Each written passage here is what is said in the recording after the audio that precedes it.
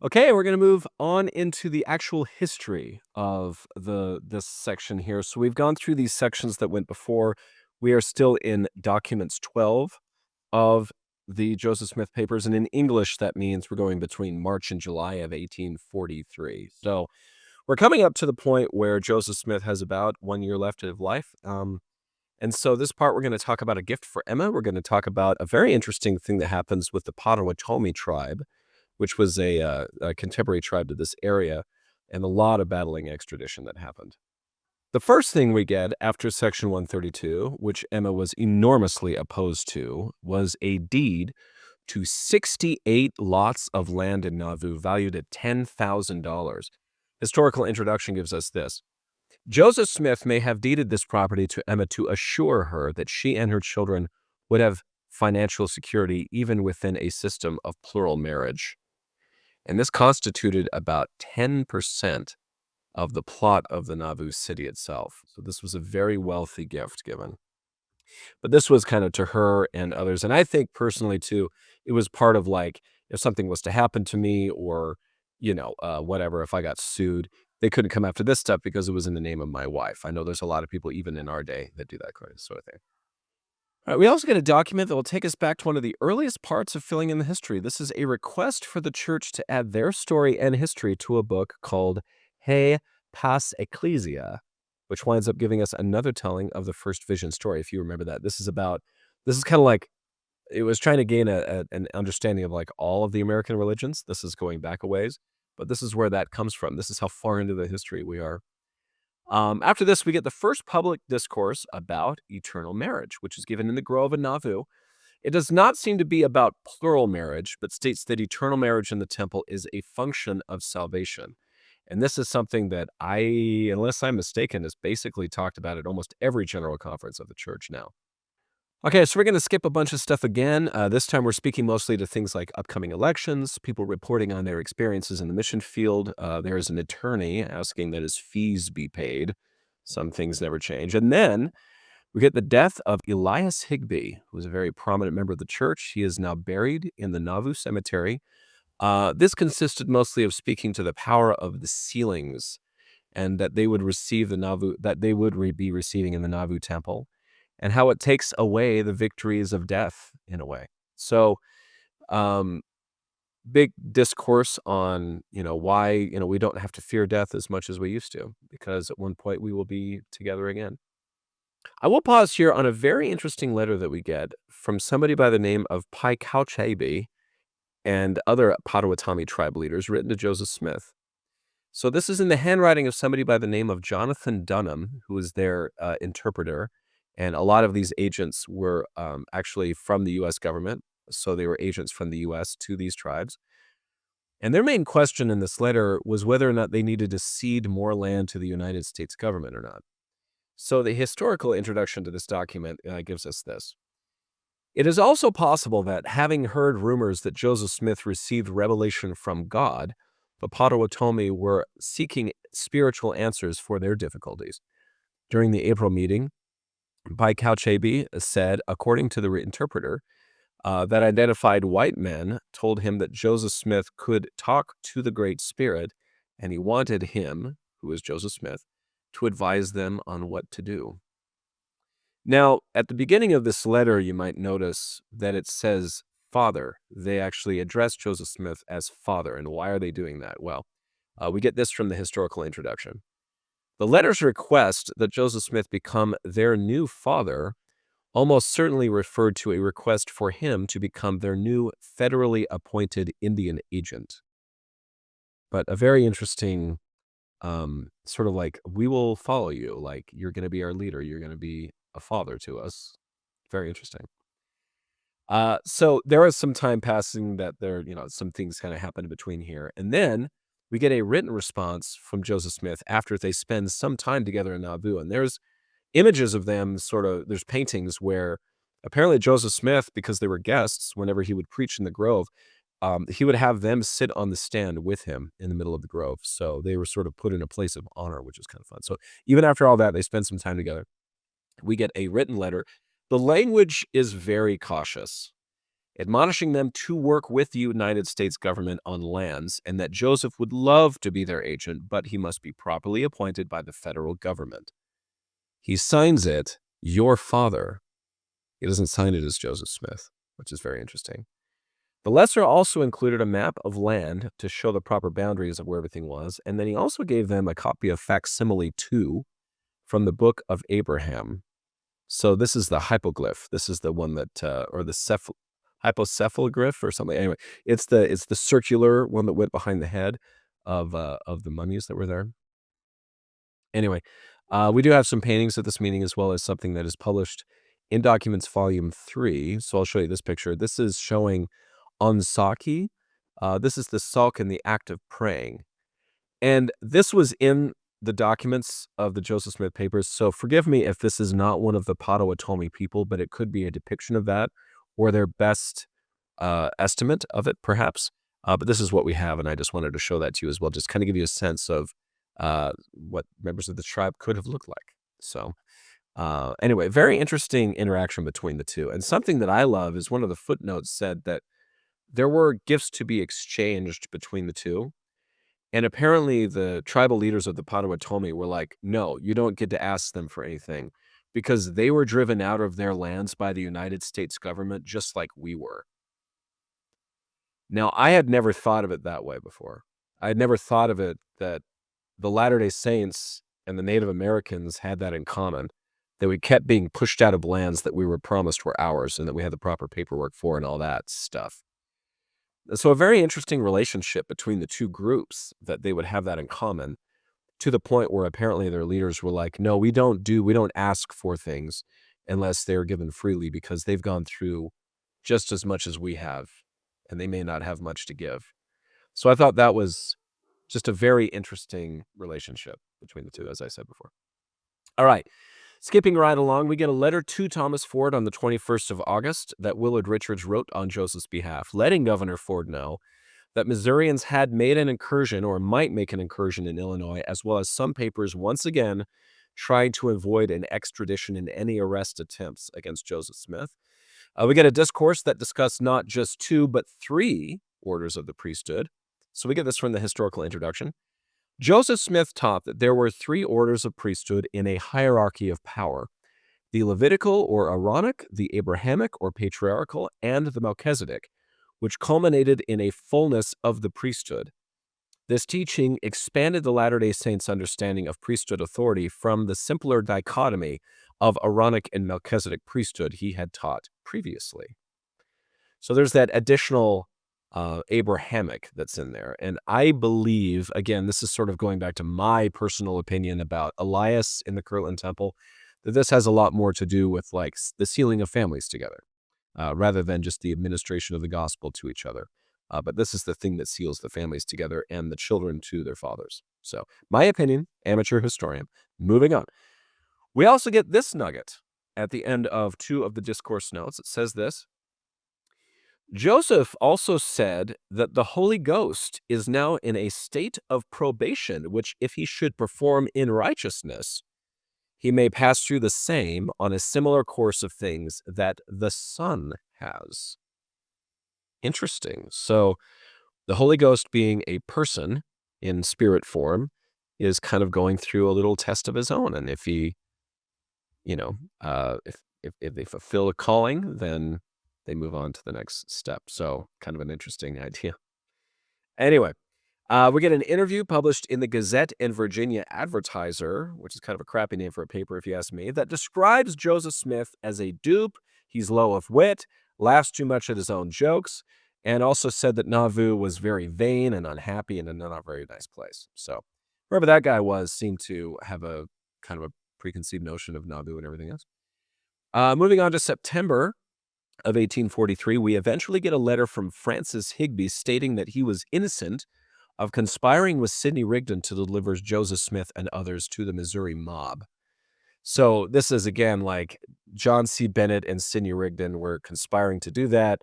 They let Orson Hyde know. Orson Hyde sort of blew the cover on it, and Joseph doesn't want to be around him much anymore. Even though they kind of reconciled about it, they were still very much in caution, which is kind of strange because Sidney Rigdon is in the first presidency. So a little harsh there. Anyway, that, my friends, is the end of Documents Volume 2. So we're going to put that one aside. Or she's 12. What did I say? Volume 12, not Volume 2. Heaven's sakes. And now we're going to move on to Documents Volume 13. Now, this covers us from August through December of 1843. So, like I said, every part has a month because we've got, a lot of documents now to go through. So let's start. On our new Documents Volume 13 book that we have, we get a letter back from Thomas Ford on September 13. He's kind of calling the bluff that the Missourians are trying to invade, and he keeps his course on getting Joseph to give himself over to the authorities. Like, you got to do this. After Joseph Smith once again tried to show how nasty the Missouri mobs are, and these are the reasons why he will or will not submit, none of these things work, and Ford continues to press the issue. Like, you've got to turn yourself in. I'm sorry. I don't care if they're doing... He basically says, I just don't care. Do it. We get many letters and discourses. Francis Bishop tries to be readmitted into the church after claiming that he had some angelic revelations and that he was being ordained by angels and being visited by the Ancient of Days. All of that kind of stuff eventually led to him getting excommunicated, and we never get a response from Joseph Smith on that matter, so I can't tell you how that landed. But the Joseph Smith papers couldn't come up with a response. There are a lot of various reports, especially from the British mission, and the changing of the presidency over in that mission and their success and progress and moving saints to America. This eventually will get us to the October General Conference of the Church in 1843. Now, this one was a big one because the church would hear about Sidney Rigdon and then hear about the building of the temple and its progress. So even though Joseph disagreed, the conference actually decides to hold Sidney in his office as a member of the first presidency. So this is really interesting. So Joseph didn't just override things. He was like, I don't think this is right. But apparently the conference was like, let him stay in the first presidency. So he stayed. There was some discourse on the nature of spirits, which we keep getting over and over again, the building of the temple, the resources that they needed, and then the conference closed after 2 days, and we have 3 manuscript notes of that meeting. So that's what they talked about. Now, the finishing of the temple is a major item during this time, sort of this time frame. So we get authorizations for various people to raise funds. We got some chatter back and forth on inquiries about the saints and hoping to learn more, which is kind of fun. So people would learn about the church or get a copy of the Book of Mormon and read a pamphlet, and they would write letters to Joseph Smith saying, hey, this is what I think, or you think, and can we jive, kind of meet you, all that kind of stuff. It's kind of fun. Not a lot of responses to that. And I'd like to think that there was a response to that, but whoever had it, it's lost, it got wet, it burned in a fire, who knows? Anyway, but we don't have any correspondence back from Joseph Smith for a lot of those. We get discourses on the economy of Nauvoo and taking care of the people in the city, especially if they are poor. And I'd like to say in the Joseph Smith papers, when it says discourse, it doesn't just mean religious topics. It's talking about, laws in the city and all sorts of stuff like that. So that is part of the deal. We get a letter to Governor Ford on October 16th asking for munitions for the armory so that the Nauvoo Legion could be supplied properly. This was sent by the hand of W. Phelps.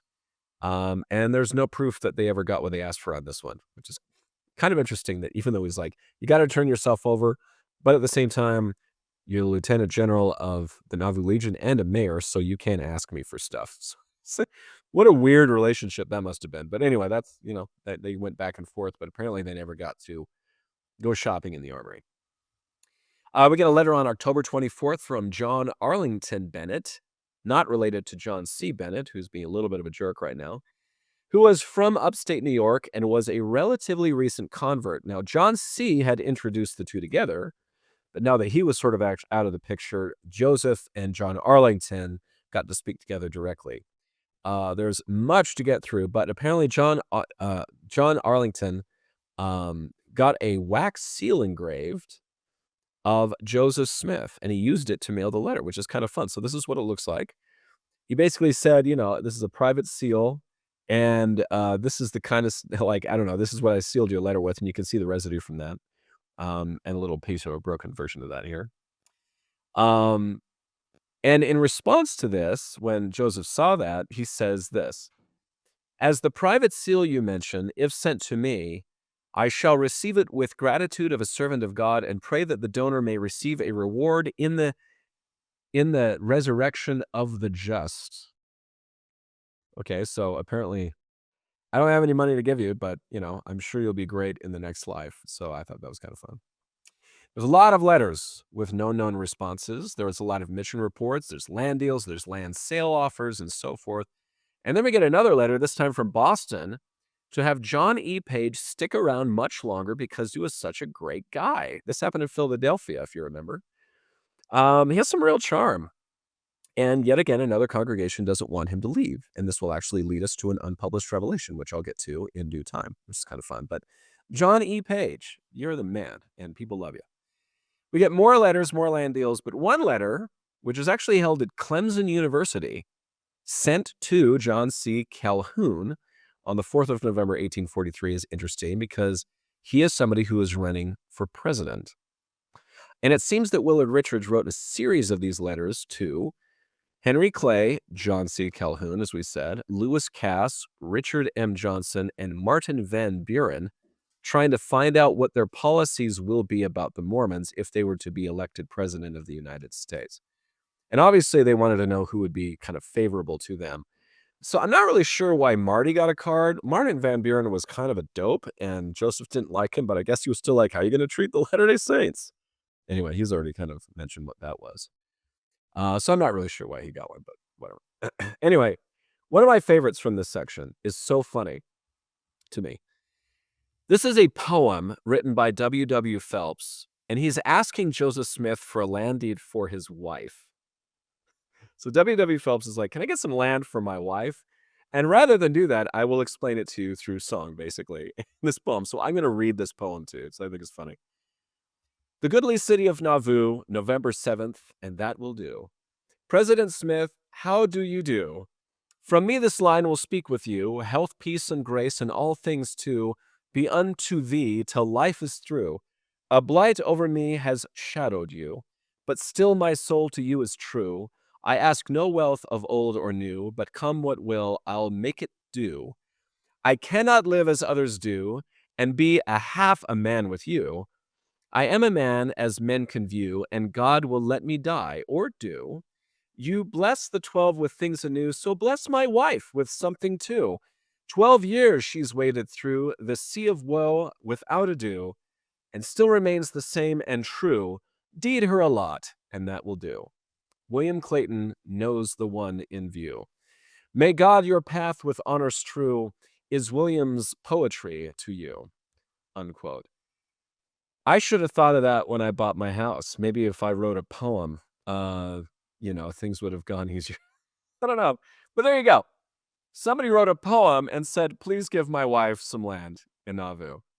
And I wish I could tell you what the outcome of that was, but we're not going to read through all the lands transactions because that's really annoying. So I would like to say that it worked. I'd like to just kind of believe that. All right, we get a letter back from Henry Clay that states that he has followed the plight of the saints and that religion should have protections, but made it pretty clear that he will probably do nothing because that would imply favoritism. Not a very good play if you're running for president. So, Henry Clay, you've kind of blown it a little bit there. After this, we get Joseph preferring charges against somebody named Harrison Sagers in his own hands. So, Joseph's writing this.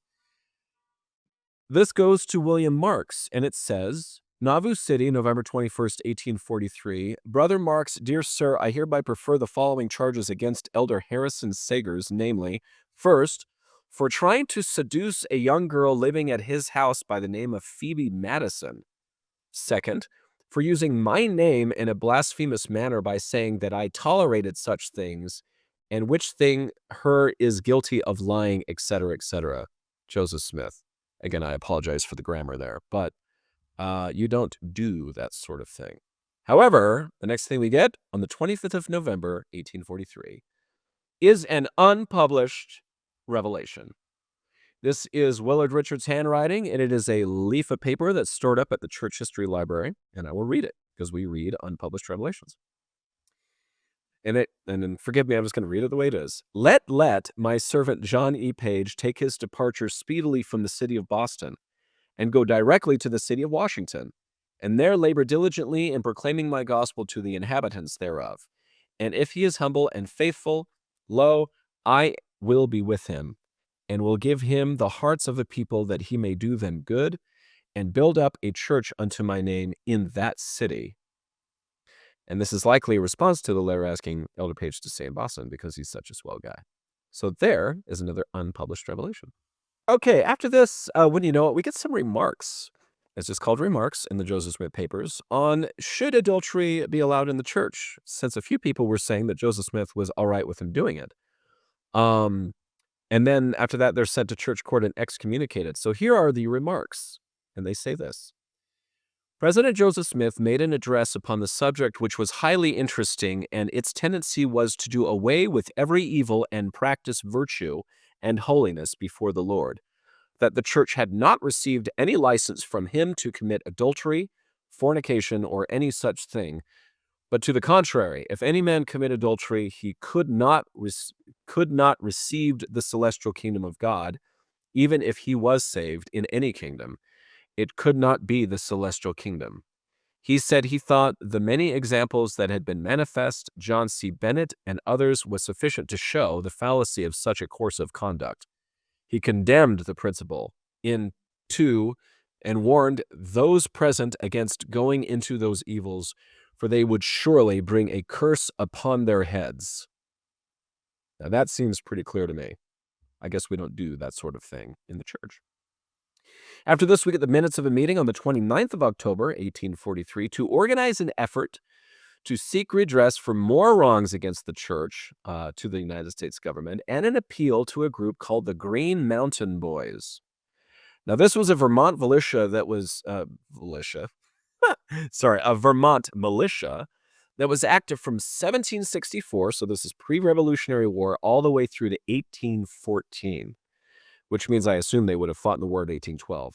The memory is still very fresh to this day, and there's a couple of organizations that still call themselves the Green Mountain Boys. And looking online at this, they go out and shoot machine guns and all sorts of stuff still, so a rowdy group of people. Anyway, so that's sent in December, and we see this appeal published in the Times and Seasons. This is a very, very long document, but it's an appeal to the Green Mountain Boys as sort of the spirit of like, hey, you know, we fought a revolution for these rights, and we're getting treated like crap down here. Can you come and help us? So that was published out in the Times and Seasons and set in their general direction.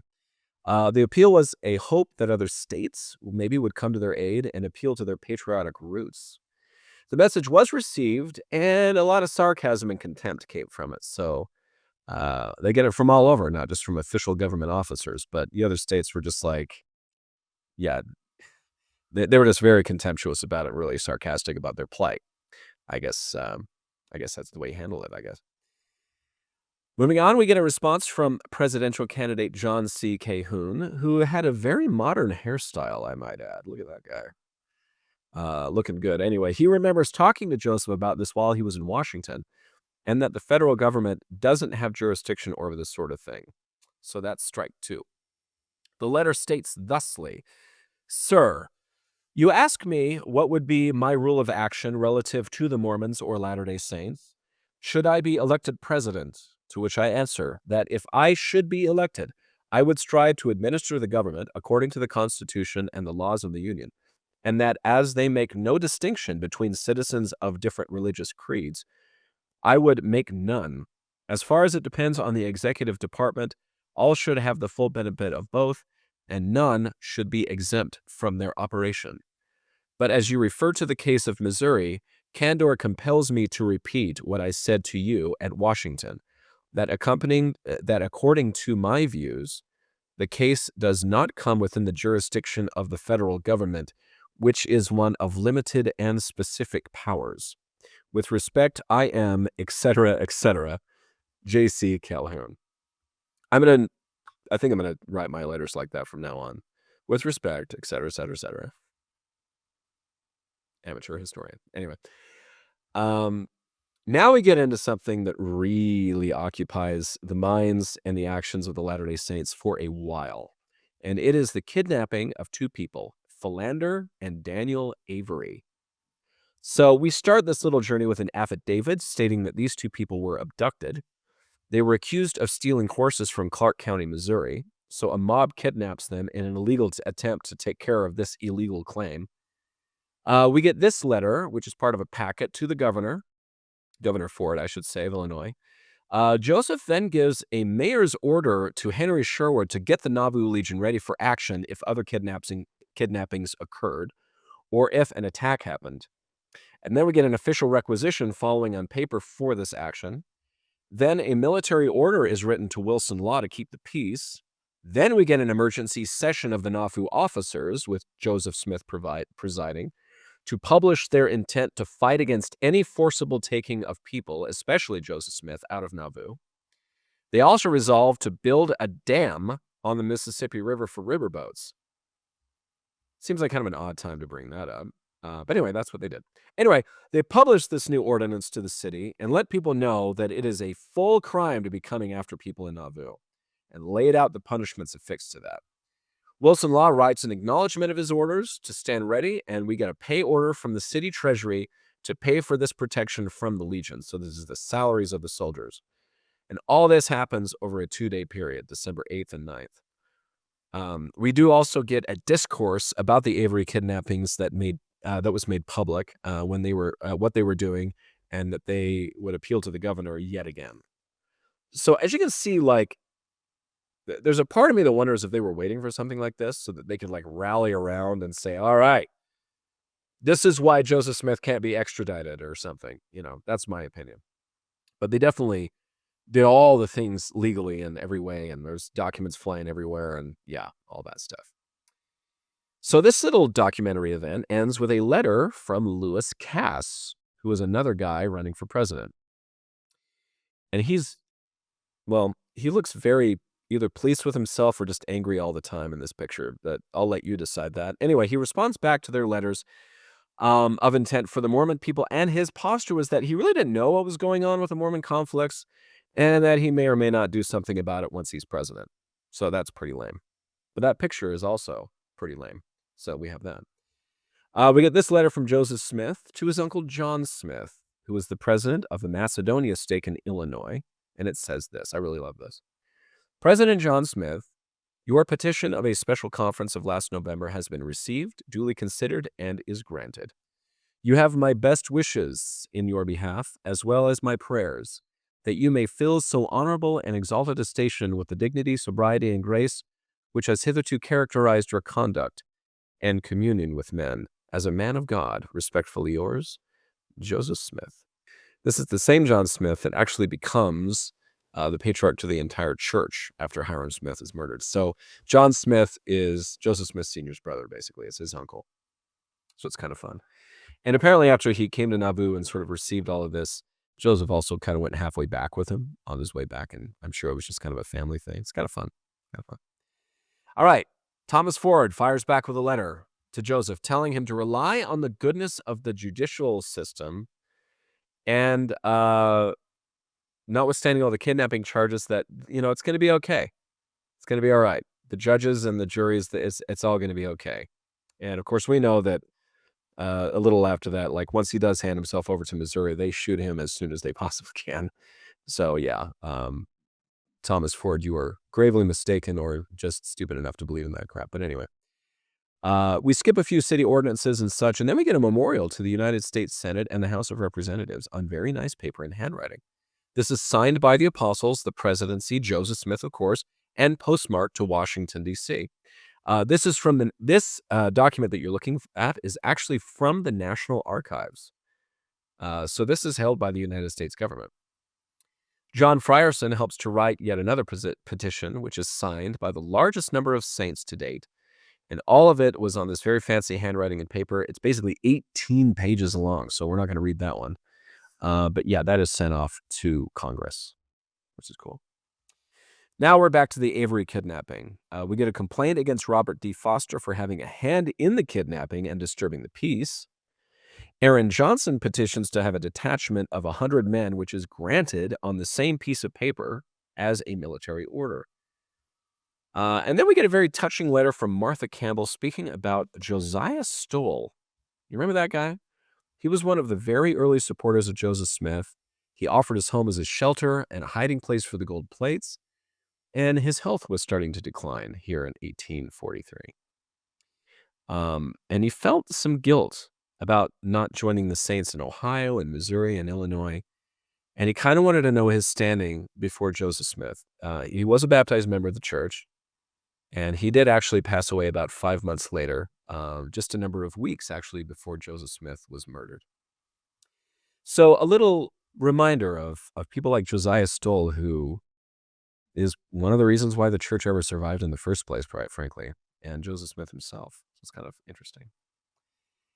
We get a little bit more bait thrown out to Joseph Smith in a letter from Glenn Hardiman. This is on the 19th of December, 1843, and the historical introduction makes this very entertaining. It says, on the 19th of December, 1843, Glenn Hardiman composed a short letter from St. Louis to Joseph Smith in Nauvoo, Illinois, asking him to translate mysterious characters he claimed were copied from a piece of lidded cloth in a stone box recently dug out of a well near St. Louis. Hardiman was likely Glenn Owen Hardiman, an 18-year-old student at St. Louis's Kemper College. We don't have a response to this letter, but the characters are kind of convincing for a college prank anyway. But yeah, just another guy trying to bait Joseph and proving that he was a false prophet, I guess. Anyway, so back to the Avery kidnapping yet again. It looks like Daniel Avery was released a day after he had a hearing in Missouri. Then he met up with Joseph Smith and swore an affidavit, this affidavit here, to what happened to him when a mob from Missouri took him away. This happened around the same time that Porter Rockwell also gets released from the hands of Missourians. Again, he was on suspicion of trying to kill Governor Boggs. And this affidavit was intended to offer proof to the governor of the dangers they faced from Missouri mobs. And, basically, like, they cannot be trusted. You've got to not honor these extradition orders, all this kind of stuff. All right, so because of all of this, a meeting is called and a discourse is made to have 40 police officers make sure the city is safe and to offer immediate protection against invaders and the like. And that, my friends, is volume 13. That's everything you get. Lots of land deals and other things that I've skipped, of course. But that is the end of volume 13 and also the end of 1843. Which means, now that we're in 1844, there are only 2 more volumes left because Joseph Smith only survives through to the summertime. And then he loses his life in a hailstorm of bullets at Carthage jail. Our next episode will technically be the end, if I have my way, of the Joseph Smith Papers project. And then I'm debating on doing another episode after that just to sort of maybe wrap some things up or bring some things to the surface that might have been missed along the way. But thank you for sticking with me. This has been quite an adventure. And I will be preparing and studying the final portion of this long list of books here for you because I love you so much. And so I hope you have a great week, and we'll see you next time on Filling in the History.